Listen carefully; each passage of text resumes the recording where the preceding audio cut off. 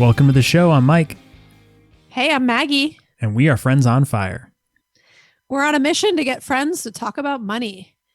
Mike hates when I'm late to our meetings, which is fairly frequently. Let's just be honest. I don't like being late either. But Mike, I got a good excuse on why I'm late tonight. Okay. It's good, I promise. It was official Friends on Fire business. Oh. So were you getting our first sponsor? Actually, sort of. Oh. I had a dual issue with why I was late. One, I went to go drop off a thank you gift to Joel, who we had on the podcast. I don't know what order we're going to play this in, but we interviewed Joel from How to Money. He's a big beer drinker, and that's kind of their shtick. Like, they drink a craft beer on every episode. So to thank him, I got him what he said was one of his favorite beers right now. And it was a little bit of a hard to find beer. Like, I tried to get it this weekend, but they were sold out of it at the Wrecking Bar Brew Pub. And so I got on, they told me about like this app called Craft Cellar. This is a long story, but anyways, I got on it and it like puts you on a waiting list for beers right as they open, and you can kind of like pre-buy it and then they hold it for you. So anyways, it finally was up for sale, and you and I were talking earlier and I was like, oh, it's up for sale again. So I went and I took my 3 kids with me to just get them out of the house, and we listened to the Trolls 1 and 2 soundtrack for a very long time. Anyways, we went to go pick that up. I had to get some beer for myself while we were there. I dropped it off at Joel's house. I left it with a very adorable child in his front yard that I believe took it to him. We'll see. Wait, so you gave this beer to a minor? Well, she was in the front yard. She was super cute. She was like playing, and my kids were in the back seat, so I probably looked like, not like someone you shouldn't talk to.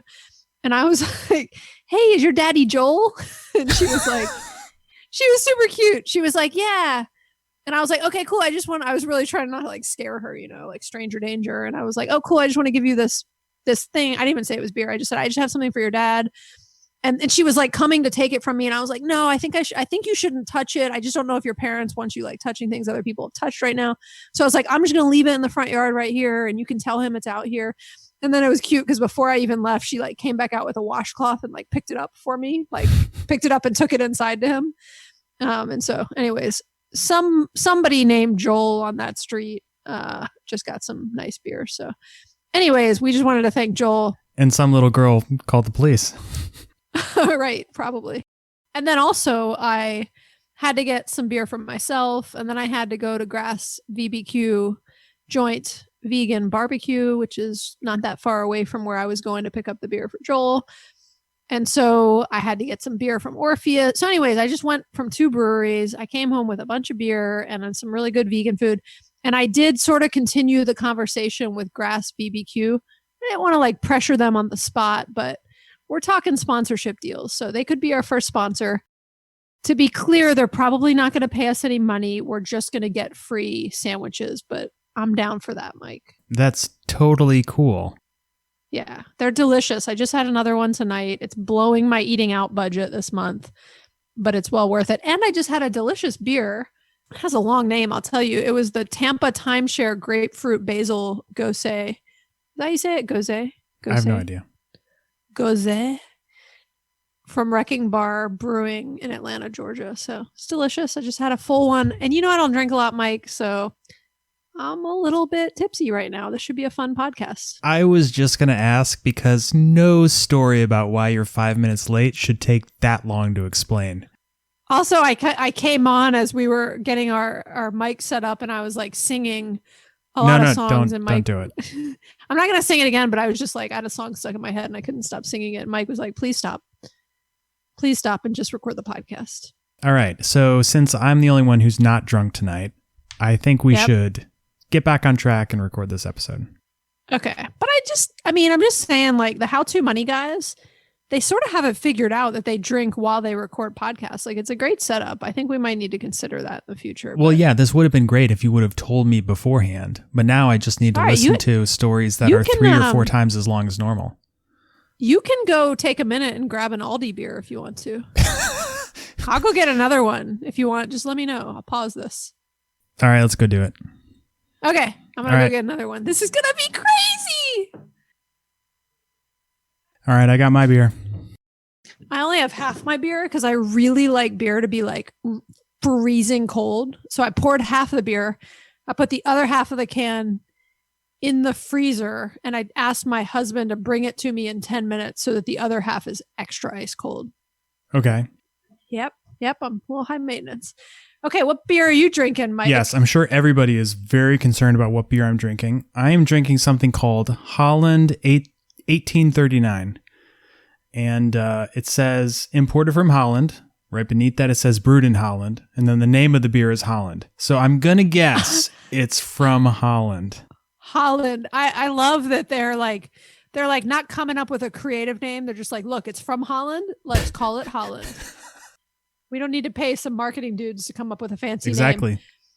For example, I am drinking Orpheus over and over. I think it's called over and over and over. I'm not sure how many overs there are in that. Anyways, it's a sour beer. I love it. It's like a pineapple and vanilla sour beer that is absolutely delicious.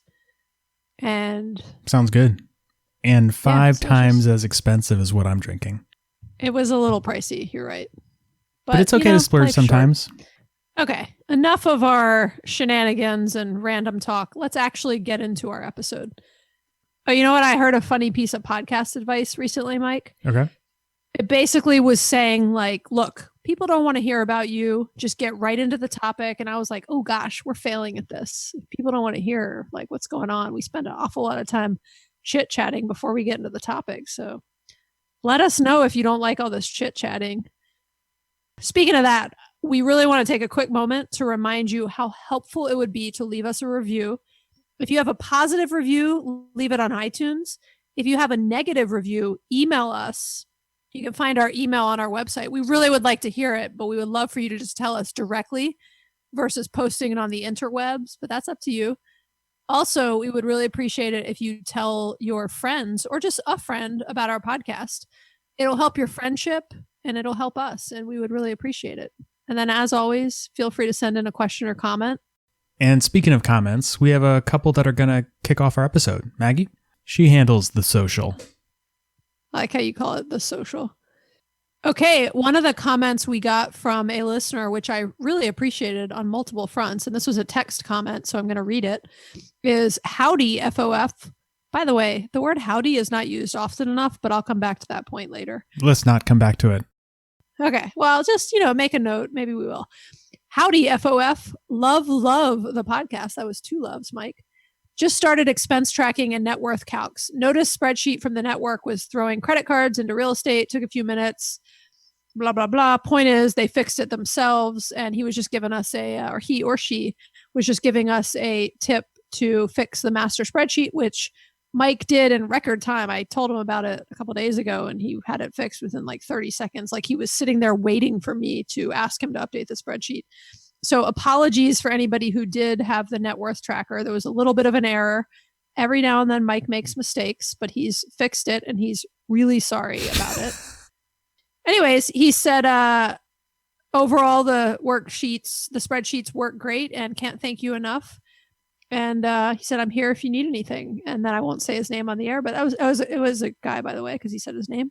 But just super nice of him to leave a nice comment and to let us know that we had a little issue in that spreadsheet, which we have since fixed. So thank you for the note. Okay, Mike. And then a second comment that we got really, really early on when we started this podcast was what actually inspired this episode. So we can kick off this week's episode topic with a reminder of a part of a voicemail that somebody left us where they basically said, it was left by a 23-year-old. And she said, I am new to this adulting thing. So if you have any advice for me, and then was asking a more detailed question that we already addressed. But I loved sort of the honesty and vulnerability in that statement. And I just loved the fact that she was using the term like, I'm new to this adulting thing.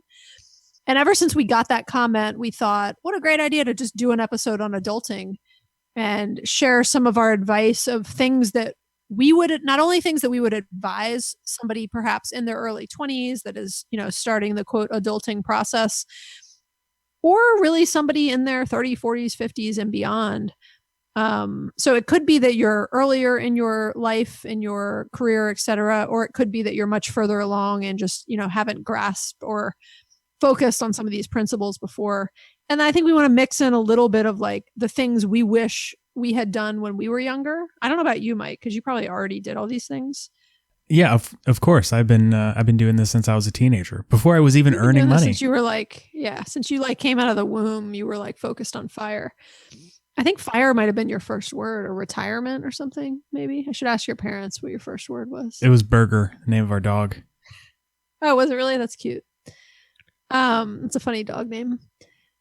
But I think the idea is there's a lot of things, at least for me, that I wish I had done more of when I started out. And so this is a mix of things that we have done, a mix of things that, we wish we had done more of when we were in our 20s, and just a bit of an introduction to, our financial and money related advice tied to the theme of adulting, which is a great term.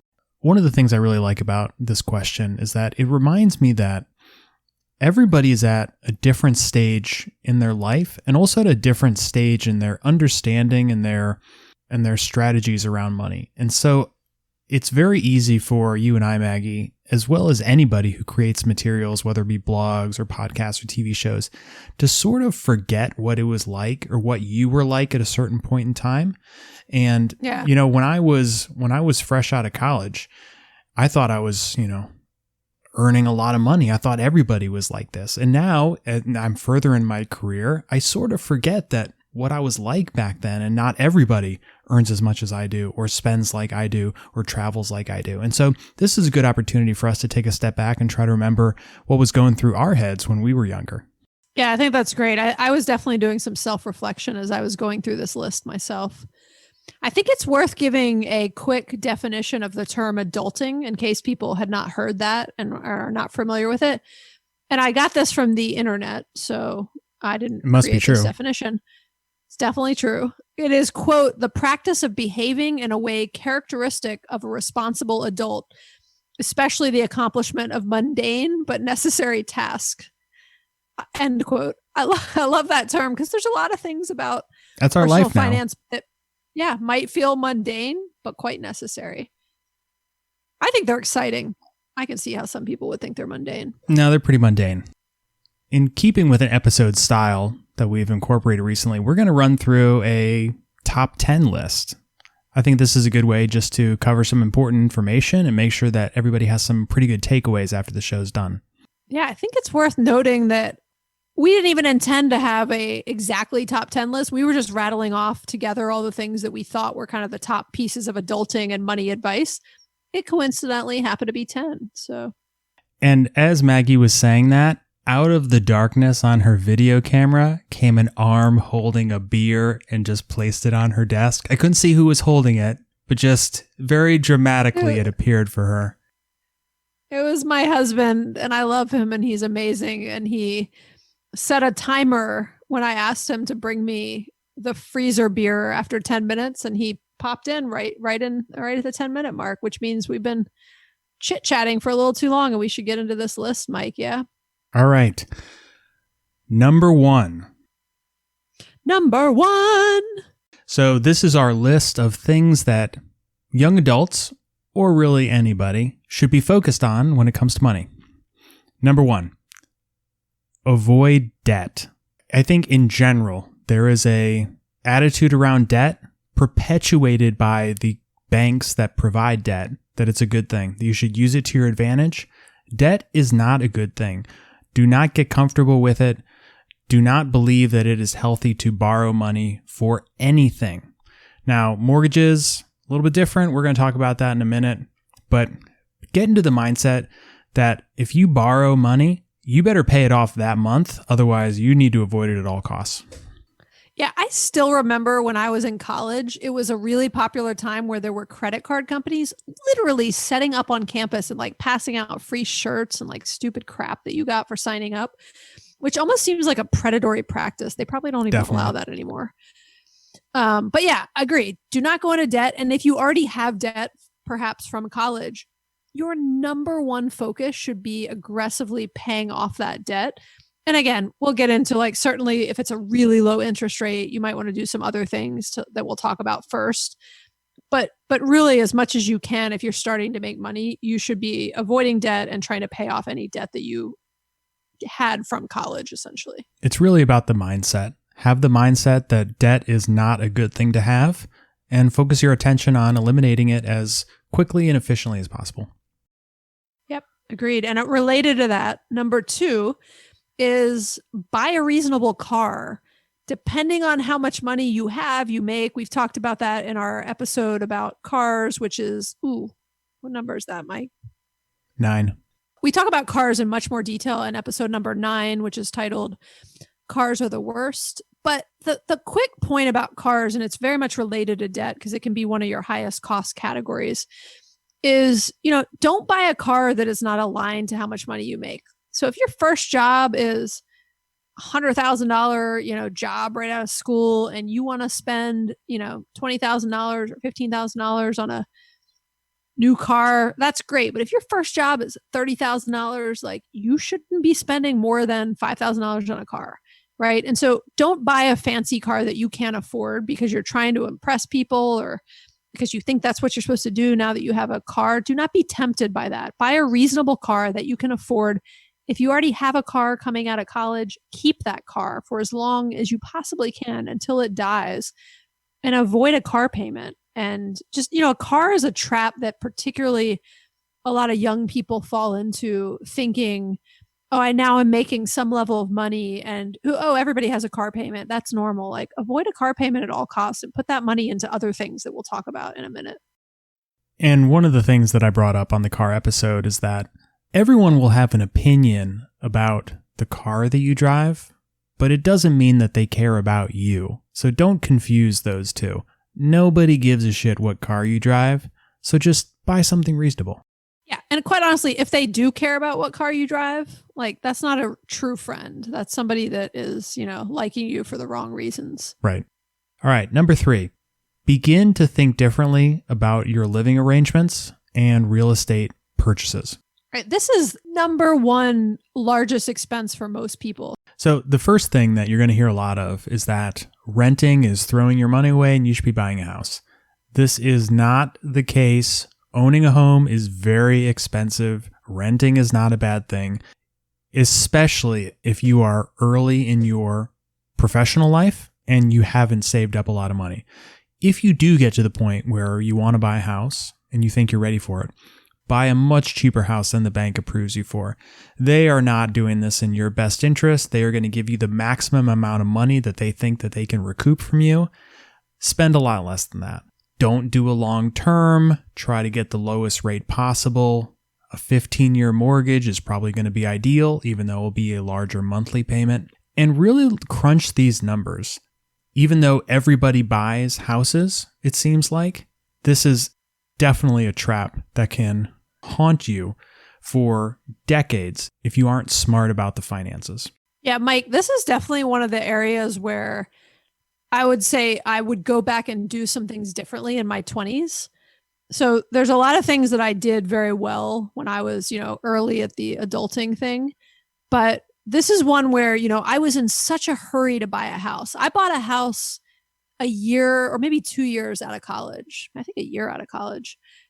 And I was in such a hurry. I mean, at the time you could literally put like 0% down. I think we put like 2% down or something. And it wasn't an amazing investment, right? We put a lot of money into like fixing it up and a lot of time and sweat equity. And if I could go back again, I honestly would have rented at the time.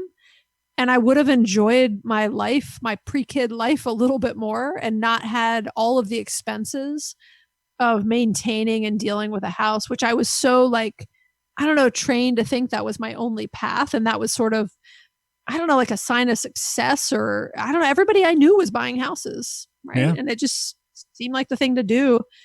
And it wasn't the most financially advantageous thing for us to do at the time. Did not help that we sold it during the housing crisis of 2008. Don't beat yourself up, Maggie.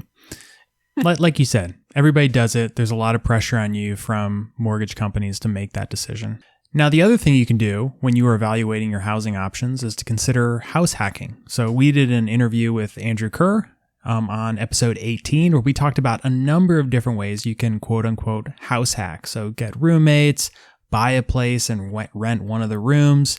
So think differently about how you are living and how you can make it as inexpensive as possible. And you might be able to find a great way to even make some money during this process. Yeah, I happened to just last weekend randomly be on a street that was reminding me of this. And I was telling my husband this story, but I was like, one of my best friends bought a house right around the same time I did, right out of college. She was single at the time. She bought a house, and then it was a 4-bedroom house. She had 3 roommates that were like all her good friends. She kind of like, I don't know if made money is the right word, but it covered her mortgage, right? That is house hacking. She essentially lived there for almost nothing. And then had a bunch of equity that she, built up in that house over time that her roommates were helping her to build up. And that is a quick version of one of the many ways you can house hack. And I think personally, it's so much easier to house hack when you're young. It gets a lot harder when you've got like kids in your house, and it just gets more, it's not impossible, but it's a lot more complicated.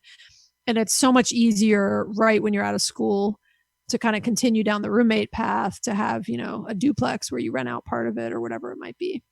Yeah, definitely. All right, number 4. And this one's more of a psychological and emotional, not so much a tactical item, but really be mindful of what is important to you in life. Spend a great deal of time and energy finding your identity, figuring out what makes you happy, and make sure that the way you spend money aligns to those things. So don't keep up with the Joneses. We talked about this on episode 35, our 10 fire extinguishers. Still ridiculous name, but Maggie loves it. Love it. Instead, try to keep up with Mike and Maggie. I think we are a good set of role models. Yeah, don't worry about the Joneses. Be like, what would Mike and Maggie do? Exactly. Yeah, I think the other thing is, this is often something that many people realize later in life in terms of like what really makes them happy and what matters. They spend decades sort of wasting money, and they finally get to this point in their 30s, 40s, sometimes after they have kids, sometimes when they just get older and have more wisdom. And they've lost decades of better financial practices. And so this is one of the, best things you can do early on. And like Mike said, it's an emotional, psychological thing to kind of get right with yourself about what's important to you and what really matters in life. And don't let all of these other things, mess with you and put peer pressure on you to spend your money on things. And again, I think it's one of the more important things people can focus on. And along those same lines, be aware of lifestyle inflation and the constant pressure it is putting on you. If you are aware of what makes you happy and you have identified those things early, this is going to be less of an issue. But if you don't yet know what those things are, you're going to be constantly pressured to buy a nicer car each time, every few years. You're going to want a nicer phone, a nicer house, nicer clothes.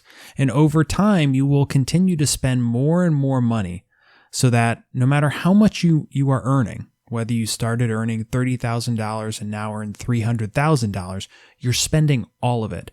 That is lifestyle inflation, and it just can be devastating for people. Yeah, that was number 5, in case anyone's counting, by the way, was be aware of lifestyle inflation and try your best to avoid it. That I'll say is one of the things that I've done a pretty good job of personally, is that, I essentially spend a similar amount of money now that I did when I was, 25. You drank $8 beers when you were 25?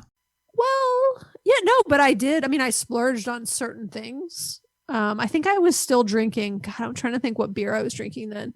God, what was the name of like Honey Brown? Is that still around? I've never heard of it. Is that a Georgia thing? Really? It's something. No, it's like a national. It's made by like Budweiser or somebody. I want to say it's Honey Brown. Anyways, it was like a really popular beer when I was in high school and college. My beer tastes have definitely evolved over the years. I don't know why we're talking about this. Anyway, back to lifestyle inflation. One thing to keep in mind, and this is going to sound a little bit harsh, but it's true. Do it. You are not entitled to a job or an income. You are not entitled to a nice car or a nice house. You have to work for those things, and you have to appreciate those things. And if you go into it with the mindset that you don't deserve those things and you need to be very mindful about what you spend your money on, it will help you when faced with the pressure of lifestyle inflation. Number 6, to really like research, learn about, and take advantage of every benefit that your company has to offer, assuming you're working for a company that has, a benefits package. The benefits offered by companies can be a significant amount of your total compensation, even when you are very early in your career and not earning a very high salary. So do not let a day go by where you are not taking advantage of all of the benefits being made available to you. And if you see one and you don't understand what it is, don't let that deter you from not participating. Research it, then participate. Because if they give it to you, it's because there is a benefit that can be found from it. Yeah. And I mean, this is everything from a 401k to an HSA, a health savings account, to an FSA, a flexible spending account, to literally like our company has like mattress discounts and like life insurance discounts and other things, right? Don't assume it's the best deal, but there's a lot of people who have, there's a lot of companies that have like pre-negotiated rates with car dealerships. It could be all sorts of things. Ask your company what their benefits are, even if you've worked there for a while, and then dig into each one and see if it makes sense for you and really maximize those. Because again, companies invest in those benefits for a reason. They're there for you to use. Many of them have a cost to the company, and they're there for you to use. So take advantage of them. And along those same lines, number 7 is start investing early and do it regularly. Understand how compounding interest works and know that when you invest early on in your life, it has a longer time to grow, and that total number at the end, when you reach retirement, is going to be much larger than if you were to wait a few years. And so the 401k, if your company offers one, is going to be the easiest example of this. Put as much money into this as possible. Don't wait until your earnings catch up with your savings potential. Really make an effort to put as much money into these accounts as possible now, because it will grow to be a significantly larger number in the future. Yeah. And this is one, Mike, where I will challenge people for a minute here. There are so many people that are younger in particular who say things like, I can't afford to max out my 401k. And then I see the car they're driving and I think, yes, you can.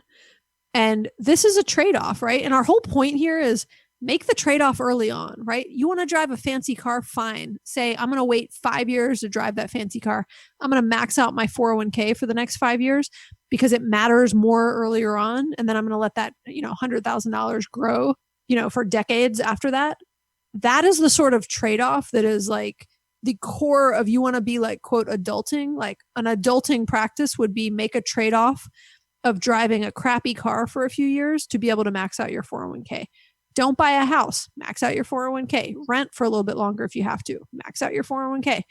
Like, I cannot stress that enough. That is such an important thing that if you do in your early 20s, it's going to feel tough. It's going to feel difficult, but that's our point. It's going to feel so good to put that money away early on and then watch it grow for multiple extra decades versus not being able to max it out until you're 40, as an example. And once you put money into these accounts, invest in a way that you can understand. Simple and basic can still be very effective for you. So a lot of people, ourselves included, will recommend broad ETFs, exchange traded funds that cover the entire stock market. So the Schwab US Broad Market ETF, SCHB, Vanguard Total Stock Market, VTI. These are low-cost ETFs that invest in thousands of publicly traded companies. It limits your risk, provides some pretty stable returns. Like, this is easy to do. Just put money regularly into these types of investment tools, and you will see growth over the long term. That is proven over the history of the stock market. Yeah. And I know that was more around kind of what to invest your 401k in, Mike. But the other thing I would say is if you can afford to, start to put money into the market. This is another thing I wish I had done at a younger age. I was just not fully educated on and kind of intimidated by the idea of putting money in the stock market. I didn't know where to begin. I didn't know what funds to buy, etc. And I had the money. I just had it sitting in cash. And sometimes I just kick myself over the amount of growth I would have had between, the early 2000s and really like 2018, which is probably about when I started, maybe 2017, when I started putting money in the stock market. there's just even just putting small amounts in, like $50 a paycheck or $50 a month or whatever it is, and buying these low cost index funds or ETFs, which you can get with, any one of the investment companies. You also, if you're super intimidated, you could do something like Wealthfront, which I've used over the years, and it definitely has a little bit of higher fees, but lower fees than a financial planner would ever have. Speaking of that, don't ever hire a financial planner when you're in your early 20s. We'll do a whole episode on that, but big waste of money. And speaking of investing early, the other benefit of starting this process early is that you develop a tolerance for fluctuations in the market. You should learn not to beat yourself up if your investments go down. You'll learn not to congratulate yourself too much if you do really well. And over time, you will start to develop this tolerance where once a $10 loss might have seemed like a really big deal if you only had $100 invested in the market. But over time, you will be able to deal with a $10,000 loss or a $100,000 loss, as well as a $10,000 or a $100,000 investment gain. But the longer you are doing this, the better your tolerance for these fluctuations will be, and you'll be able to make more objective, smart decisions with your investments. Number 8 is to track your expenses and track your net worth and start early on, right? You don't have to track your expenses every single month, but I would actually recommend doing it frequently, right? And at least for a long period of time. You should track your net worth monthly. Like, I wish I had my net worth tracked from when I was in my early 20s. I would have been much more disciplined and focused on things had I been doing more day-to-day tracking, like I know, Mike, you have been. I started my senior year in college. That's impressive. Again, I thought it was going to be like when you were 8, but senior year is pretty good too. I feel like your dad was like, son, you have arrived. I would like to pass on my net worth tracker to you. Okay. So track your net worth, track your expenses. We provide templates on this, and we provide them on our website. You can find them attached to the past episodes we've done on both of those topics. You don't have to use our trackers. Use any tracker that's out there. Create your own, whatever you feel like doing. The point is just track it. It has such a big impact on your ability to understand how much it costs you to live, and then also how you're growing your net worth, right? So whether you have debt, whether you have assets, whatever it is, the ability to see kind of how you're improving or how you're going down over time, even if you just do it quarterly instead of monthly, right? It's so important, and it can really be one of the things that kind of catapults and improves your personal finances at a very early age and early stage in your life. Tracking your net worth and expenses is really critical. We have done episodes on this. Episode 15 was about expense tracking. Episode 27 was about net worth. And it is really the most important thing you can do from a discipline and analysis perspective to improve your financial life. So even though we're not going to spend a lot of time on this episode talking about it, it should be one of the very first things you start doing because it will give your life structure as it relates to money. Yeah. And we say it all the time. What gets measured gets better. So if you don't know where you stand, it's really hard to make improvements and to, again, like Mike said, be disciplined about it. Number 9 is a controversial one, but I think it's important to talk about, especially when we're talking about earlier in life. So number 9 is try not to get into a long-term relationship with somebody who is not like-minded with you, not just about money, but about what's important in life. So, it's okay to have different views on money. We were all raised differently. We all kind of come at things from very different angles. My husband and I have slightly different approaches to how we thought about money, but we had a lot of really open and honest and vulnerable discussions and realized like the same things mattered to us in life, and we had very similar ideals, and just again, what was important to us in life were the same. And we kind of came to a happy medium on how we treated our money and kind of what we focused on and what was important to us in life. So I think what is most important is the idea of being able to have open and honest communications with your partner about money. If you can't, I've heard of people who say like, oh, my partner just sort of shuts down and like, we can't even talk about it. Look, if you're early on in your life and you see signs like that, I think you might want to potentially reconsider your relationship choices. I know that's a tough comment. It might be tough to hear, but this is, again, we're talking to people who are earlier on in their life and kind of younger, certainly I'm not saying if you've been married for 10 years, you should just walk away from a relationship because you can't talk about money. I think you should try a little harder and like really focus on that. But if you are early on and you're like dating someone and you're seeing signs that they're like terrible with their money and they make bad decisions and you can't even have open conversations with them, like I'd be like, yeah, man, that's a reason to like get out of that relationship, right? I truly believe that having, and this is why we do this podcast, right? We truly believe that having conversations about money can make your friendship stronger. It can make your relationship stronger. And you got to have these tough discussions up front, right? It's so important. Mike, do you feel as strongly as I do about this topic? I don't. I think your advice can be summed up as just dump his ass. Exactly. I mean, there are people who I have heard who are like, 10, 15 years into their marriages, and they're like fundamentally have just different views about money. And that's really tough. And again, those are not the things I'm saying, like walk away from that over money. But when you're early on in a relationship, like money should be one of the things that you have real discussions about and that you understand, again, more around what's important in life and how people value things, less about like money itself. But I think the important piece is being able to have those open discussions and open communication about money and about what's important in life. On this note, I keep saying this, but eventually we're going to do an episode about this. I also think it's important to have a prenup, even if you think you have nothing to protect. We'll get into the specifics of that because it turns out you do. And over time, you will grow things that are important to protect. And you should understand kind of the laws in your state and all that stuff. It's just the idea of communication around money is so important. And a bonus is that you are like-minded with your partner about money, because I do think it makes it so much easier to live life when you're like-minded about some key topics like money, in the same way that you might care about religion or, politics or anything else. I put money right there up on that list. I'm just going to move on to number 10. Should we talk about religion and politics for a while? No, I'm just kidding. Pass. Okay, number 10. Bring it home, Mike. This isn't so much about money, but I think it is important that you pursue your passions. If you can make a career of your passion and earn money doing what you love, that's amazing. And that should be your goal. But if you can't, make sure that you have it as a hobby. Make sure that you dedicate part of your life to pursuing your passions.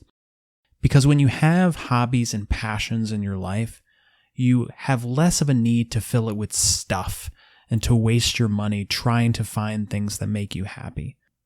Our last piece of advice, after we get through all these specific things about money, how to track it, how to treat it, what to watch out for, is have passions and hobbies in your life.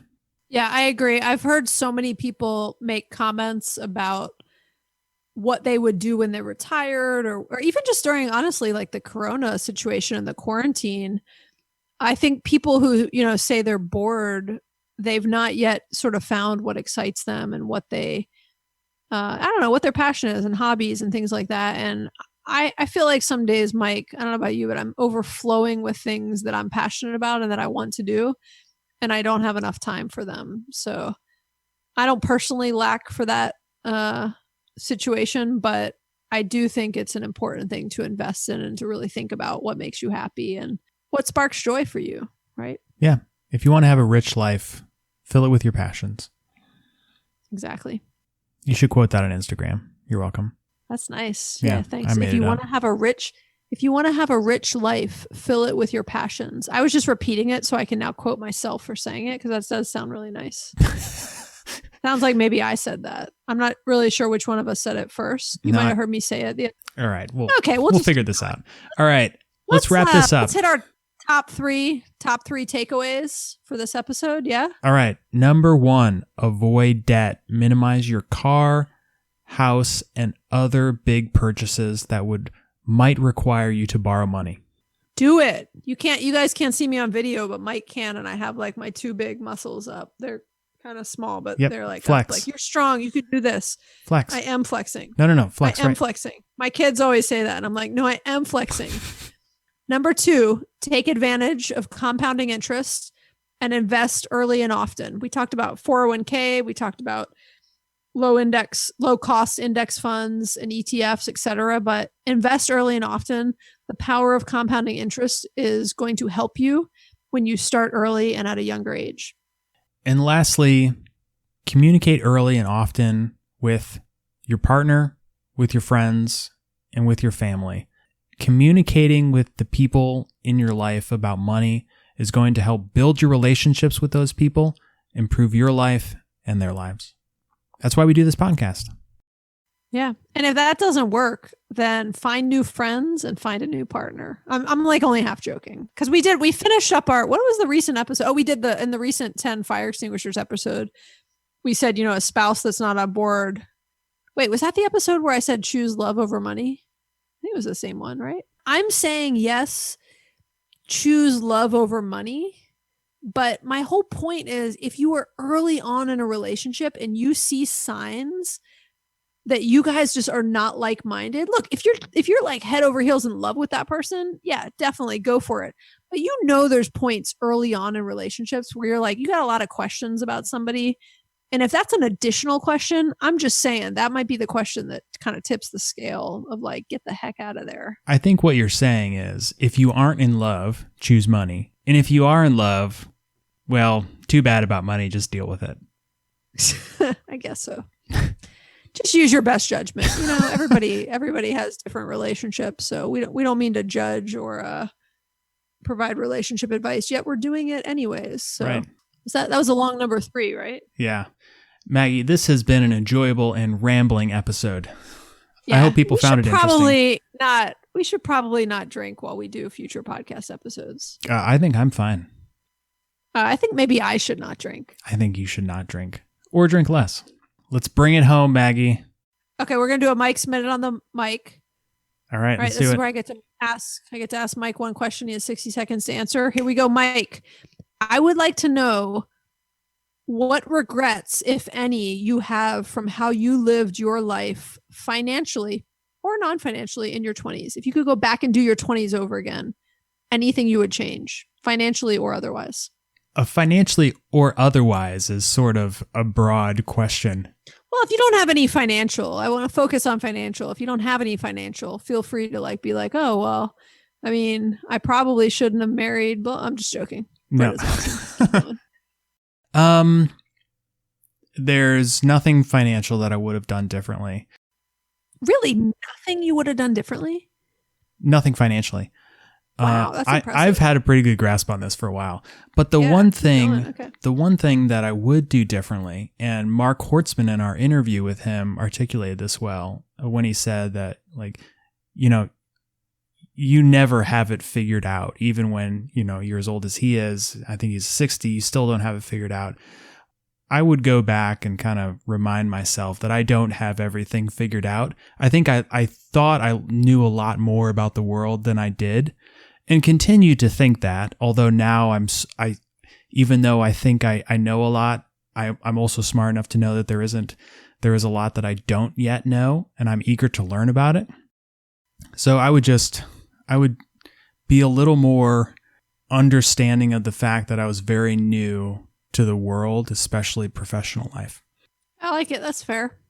I'm impressed that there's nothing you would financially do differently. I rattled off a few while we were sharing our tips, but there's many things I would financially do differently. But, we had different stories that brought us to the place we're each at today. So. Yeah. As a reminder, I had a net worth chart in college. I know. That's impressive. Okay, let's wrap it up. All right. Just as a reminder, if you have any comments or questions, you are welcome to call us or leave us a text at 404-981-3370. And you can leave us a question, comment, or tip, and we will play it or read it on the air. Please follow us on Instagram or Facebook. And you can also find us at friendsonfire.org if you want to check out the latest episodes. Awesome. We said it at the beginning of this episode, but we really, really would appreciate you telling a friend or two about this podcast and sharing it with them, because it definitely helps us to have other people find and listen to our podcast. And we would also love it if you could leave us a review on iTunes. It is really helpful to help spread the word. All right. Thanks, Maggie. This was fun. Yeah. Thanks, Mike. Have a good night. All right. Bye. Bye.